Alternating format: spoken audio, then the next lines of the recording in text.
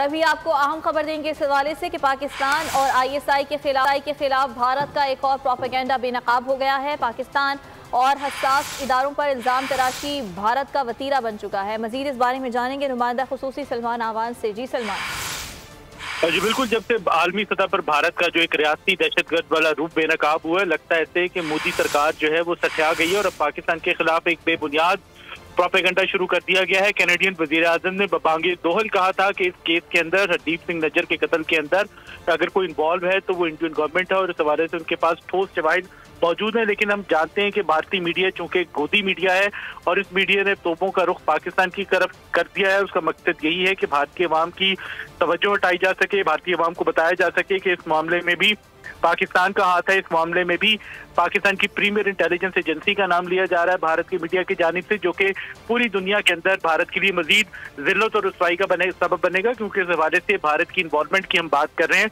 ठोस सबूत मौजूद है, नाकाबिले तरदीद शवाहिद पूरी दुनिया के पास मौजूद है। लेकिन पाकिस्तान और पाकिस्तान के जो हसास इदारे हैं उनके खिलाफ इल्जाम तराशी जो है वो हम सब जानते हैं कि भारतीय मीडिया का वतीरा है। भारत के अंदर कोई भी वाकया हो बिला सोचे समझे विद इन मिनट्स जो है इल्जाम पाकिस्तान पर और पाकिस्तान के रियासती इदारों के ऊपर डाल देना जो है गोदी मीडिया के लिए कोई मसला नहीं है, बल्कि एक मामूल बन चुका है। जबकि हकीकत यह है कि जंगी जुनून में जो 6 इंडियन स्टेट मुब्तला है और हम सब जानते हैं कि अगले साल भारत में आम इंतखाबात भी होने वाले हैं, तो भारतीय मीडिया को, भारतीय हुकूमत को, खासतौर पर मोदी जी को एक ऐसे नैरेटिव की जरूरत है जिसको वो अपने जो एक्सट्रीम राइटिस्ट हिंदू वोटर्स हैं उनके सामने पेश कर सकें और इस किस्म की जो दहशत गर्दाना कार्रवाइयां हैं उनका मलबा, उनका इल्जाम पाकिस्तान के साथ दिया जाए। ठीक है, बहुत शुक्रिया सलमान आपका।